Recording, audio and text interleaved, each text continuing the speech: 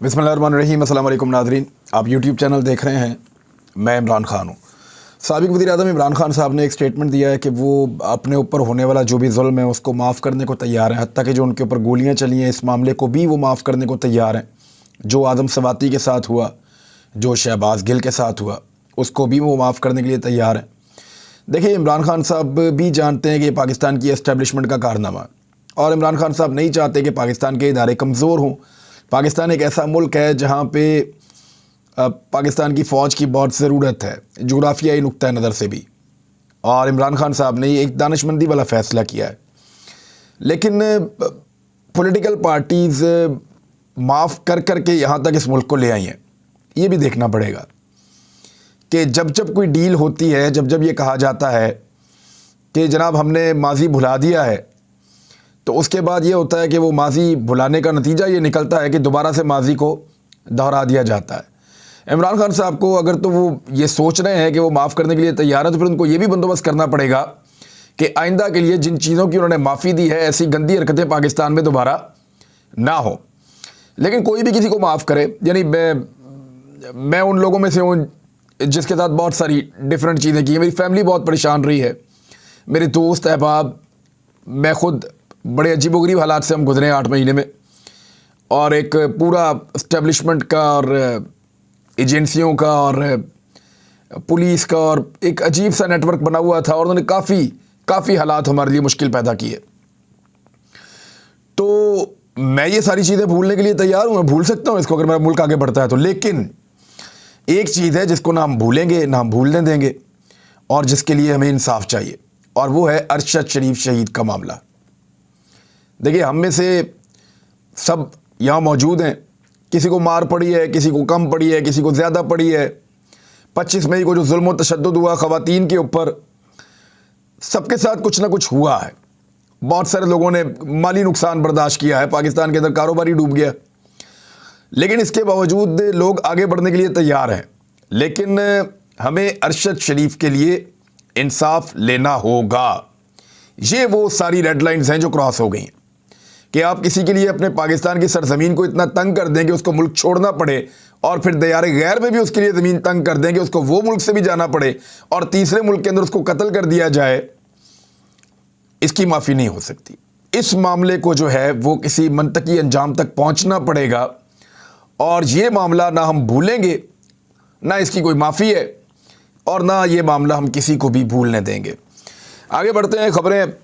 इमरान खान साहब ने एक डिस्कशन की है अपनी पार्टी के लोगों से, और ज़रा ये बता रहे हैं कि इमरान खान साहब आने वाले दिनों में सदर मुमलिकत के ज़रिए से शहबाज शरीफ को एतमाद का वोट लेने का कह सकते हैं।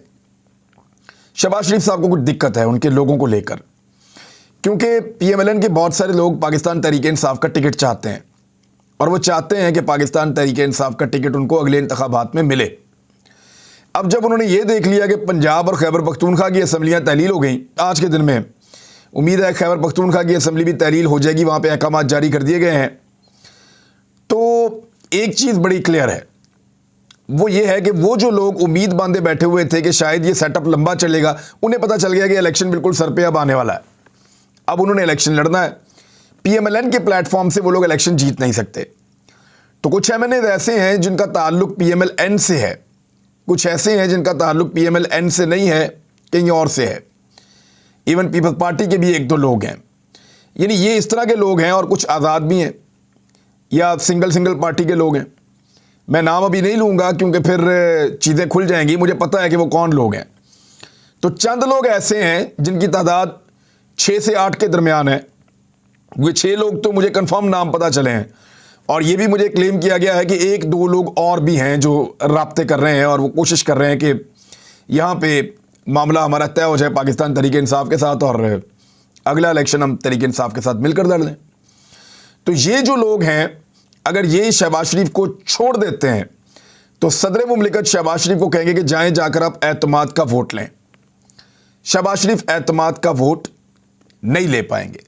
तो जब शहबाज शरीफ एतमाद का वोट नहीं ले पाएंगे, तो फिर वो वज़ीर-ए-आज़म पाकिस्तान नहीं रहेंगे, और जब वो वज़ीर-ए-आज़म पाकिस्तान नहीं रहेंगे तो फिर पाकिस्तान इलेक्शन की तरफ बढ़ेगा। अल्टीमेटली यही होना है। इस ऑप्शन के ऊपर गौर किया गया है, लेकिन कुछ चीज़ें और भी हैं जो अंडर डिस्कशन आई हैं।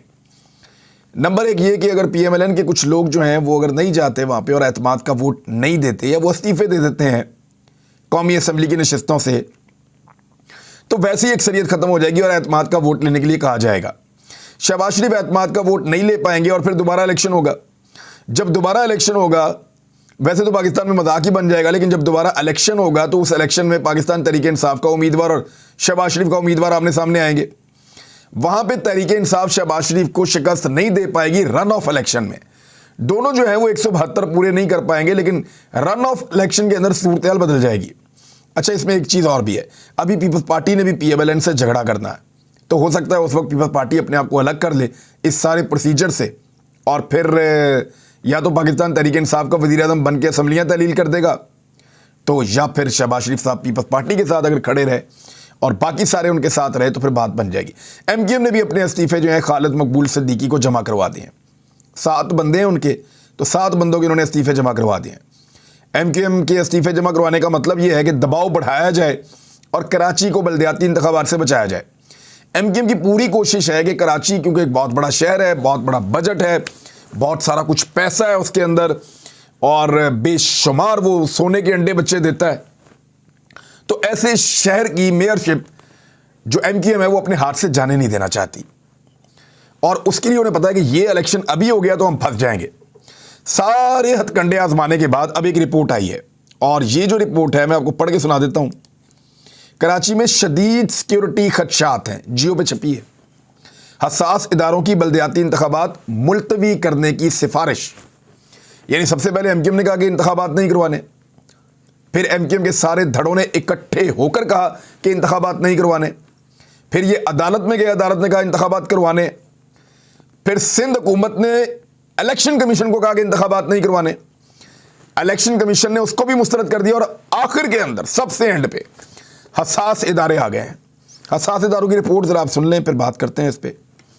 कौमी सलामती के इदारों ने सिंध में बल्दियाती इंतखाबात के हवाले से शदीद सिक्योरिटी खदशात का इजहार करते हुए इलेक्शन कमीशन को 15 जनवरी का इंतखाबी मरहला मुलतवी करने की सिफारिश की है। सिफारिश तो नहीं, वैसे हुक्म ही होता है। कौमी सलामती के इदारों ने इलेक्शन कमीशन को कार्रवाई से आगाह किया।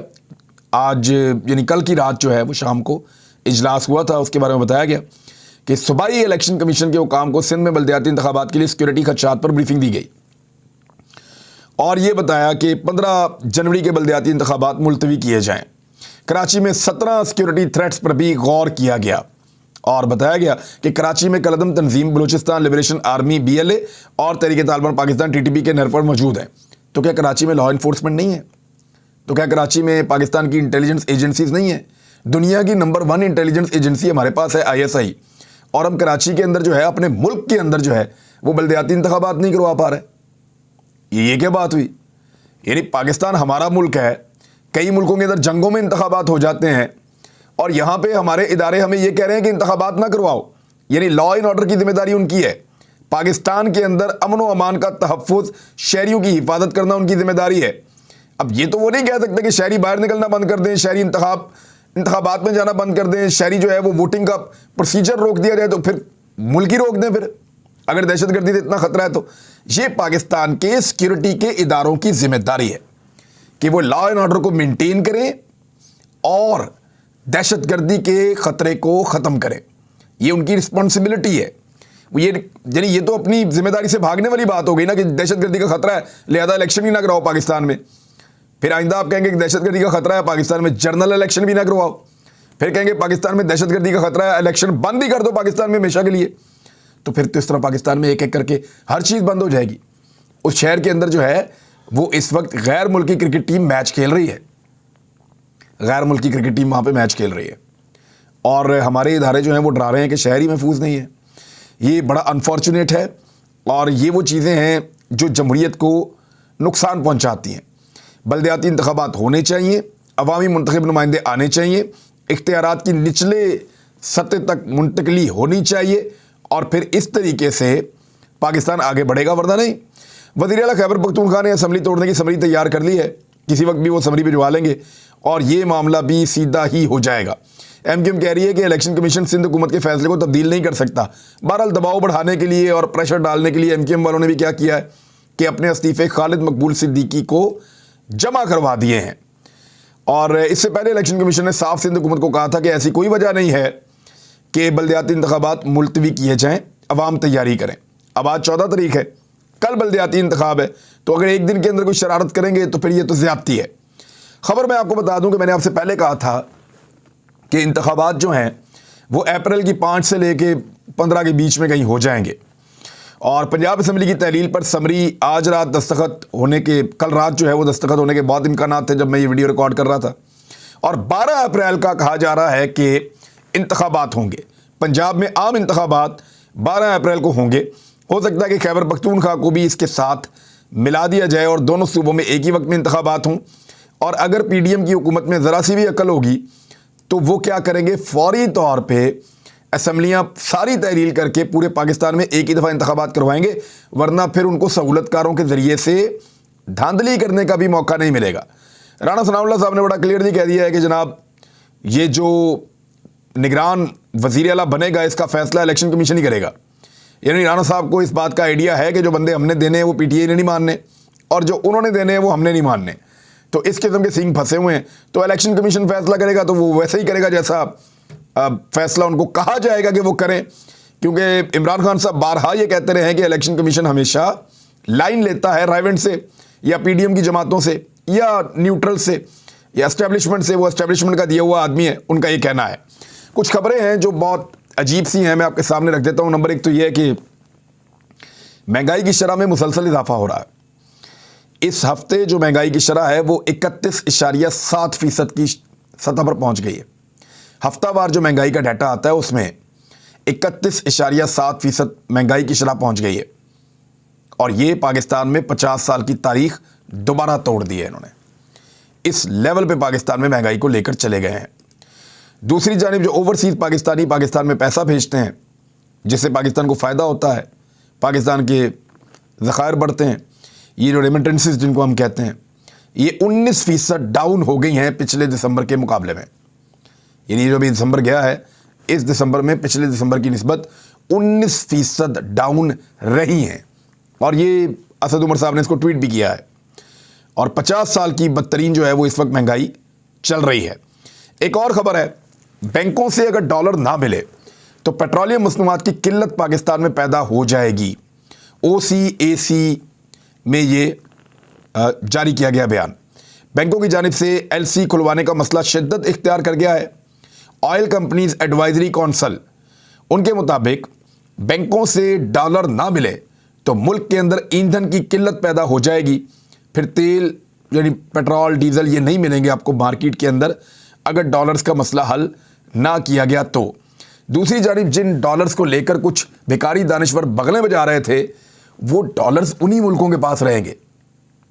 पाकिस्तान प्रोजेक्ट बताएगा, उस प्रोजेक्ट के ऊपर अप्रूवल आएगी, उस अप्रूवल के नतीजे के अंदर फिर वहाँ पे वो प्रोजेक्ट बनेगा और वही मुल्क उसकी निगरानी करेगा।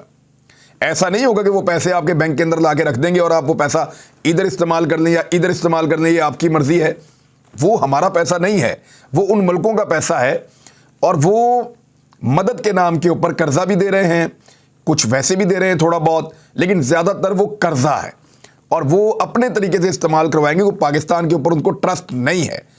वो पाकिस्तान के हुक्मरानों जिस तरीके से गरीबों का पैसा हमेशा बार बार लूटा है उसकी वजह से वो पाकिस्तान के ऊपर ट्रस्ट नहीं करते। वर्ल्ड इकोनॉमिक फोरम ने पाकिस्तान के बारे में एक रिपोर्ट जारी की है जिसमें 2025 तक पाकिस्तान को 10 बड़े ख़तरात हैं जिनकी उन्होंने निशानदेही की है। इन ख़तरात के अंदर जो बड़े बड़े ख़तरात हैं उनमें अदम इस्तेहकाम पाकिस्तान के अंदर, अगर ये इलेक्शन नहीं करवाते तो अदम इस्तेहकाम तो रहेगा। दूसरा जो इसके अंदर बड़ा ख़तरा है वो ये है कि कर्ज़ों का एक बहरान है, खुराक का एक बहुत बड़ा बहरान है जिसका सामना करना पड़ेगा और आबी वसाइल का पाकिस्तान का एक मसला रहेगा। हमें सैलाब भी मिलता है पाकिस्तान में, यानी पूरा पाकिस्तान डूब भी जाता है बाद औक़ात, और फिर जैसे ही मौसम आता है हमारा फसलों का तो हमारे पास पानी की किल्लत भी होती है। हम आबी वसाइल जो है वो अपने बना नहीं पाए, बड़े डैम्स नहीं बना पाए बड़े लंबे अरसे से, और हमारी पॉलिसी में नहीं था ये, जिसकी वजह से यानी इंडिया ने बेशुमार डैम बनाए हमारे पानियों के ऊपर, अपने पानियों के ऊपर, और कमाल कर दिया उन्होंने। लेकिन पाकिस्तान के अंदर जो है वो हमें इंटरनल रजीम चेंज ऑपरेशनों से ही जो है वो फुर्सत नहीं मिली, तो हम वो सॉलिड इकदाम नहीं कर सके जो हमने अयूब खान के दौर में लास्ट टाइम किए थे, उसके बाद से लेकर अब तक नहीं हो रहे थे। अभी इमरान खान साहब ने शुरू किया था, इनको भी हटा दिया गया है। बहरहाल पाकिस्तान के लिए 10 बड़े खतरात हैं आने वाले वक्त में, उनकी निशानदेही वर्ल्ड इकोनॉमिक फोरम ने भी की है। दूसरा, मैं आपको जाते जाते बता दूं कि MQM बहुत मुमकिन है, क्योंकि मैं रात लेट नाइट ये वीडियो रिकॉर्ड कर रहा हूं, बहुत मुमकिन है कि आपको आज ये दिन को खबर मिल जाए कि MQM वफाकी हुकूमत से अलहदा हो गई है, क्योंकि उन्होंने जितना नुकसान उठाया उनको ये बात समझ आ गई है कि पब्लिक के अंदर लोग हमारी बात सुनने को तैयार नहीं है।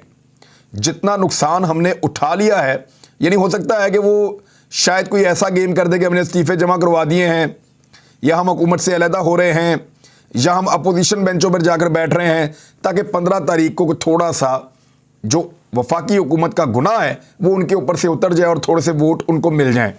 लेकिन अभी बहुत सारी चीज़ें हैं। MQM जो है वो इक़्तिदार के साथ चिमटे भी रहना चाहती है और अपने इक़्तिदार को तूल दे के ज़्यादा इक़्तिदार लेना भी चाहती है।